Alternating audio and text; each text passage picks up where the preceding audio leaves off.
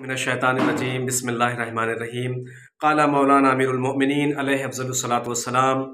والدہر یومان یوم لک و یوم علیک فاذا کان لک فلا تبتر واذا کان علیک فاصبر۔ امام امیر المؤمنین امام المتقین علیہ افضل الصلاۃ والسلام نے ارشاد فرمایا کہ یہ دنیا اور یہ زمانہ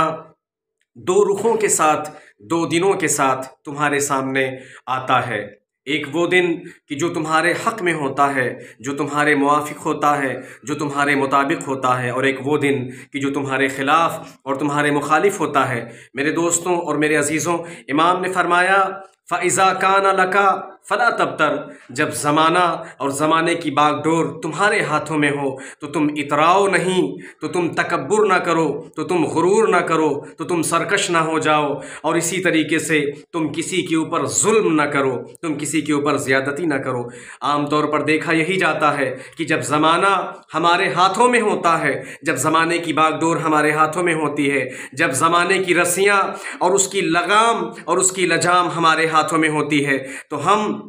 اترانا شروع کر دیتے ہیں، تکبر کرنا شروع کر دیتے ہیں، غرور کرنا شروع کر دیتے ہیں، کیونکہ طاقت کا نشہ ایسا نشہ ہے جو انسان کو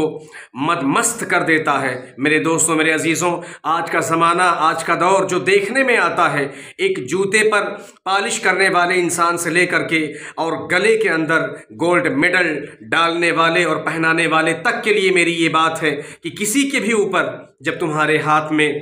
طاقت ہو، جب تمہارے ہاتھ میں حکومت ہو، جب تمہارے ہاتھ میں پاور ہو، جب تمہارے ہاتھ میں اختیار ہو، تو کسی کے اوپر ظلم نہ کرو، کسی کے اوپر زیادتی نہ کرو، کسی کا استحصال نہ کرو، کسی کے لیے ظلماً اور زور و زبردستی کے ساتھ اس کا غلط ناجائز فائدہ نہ اٹھاؤ، کیونکہ ظاہر سی بات ہے آج اگر زمانہ تمہارے موافق ہے، آج اگر زمانہ تمہارے مطابق ہے، آج اگر زمانہ تمہارے ہاتھوں میں ہے، تو کل یہ زمانہ تمہارے مخالف بھی ہوگا، کل یہ زمانہ تمہارے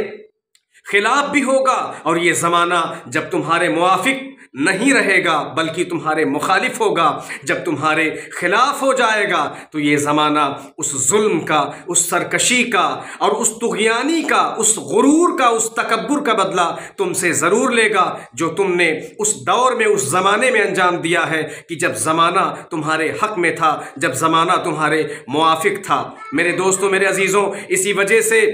اہل بیت علیہ السلام نے فرمایا، بالخصوص مولا امام جعفر صادق علیہ السلام نے فرمایا کہ خدا کی قسم نیک لوگ کامیاب ہو گئے۔ کیا تم جانتے ہو کہ وہ کون لوگ ہیں؟ یہ وہی لوگ ہیں جو چونٹیوں تک کے اوپر ظلم نہیں کرتے ہیں۔ ایک چونٹی کے اوپر ظلم نہ کرنے کو امام نے مثال بنا دیا ہے۔ عزیزان گرامی، ایک انسان کے اوپر ظلم کرنا، تجری کرنا، تجاوز کرنا، سرکشی کرنا، اس کے ساتھ اس کا استحصال کرنا اور اس کا غلط اور ناجائز فائدہ اٹھانا اللہ کی نظر میں کتنا بڑا ظلم و ستم ہوگا۔ اللہم صلی علی محمد و آل محمد۔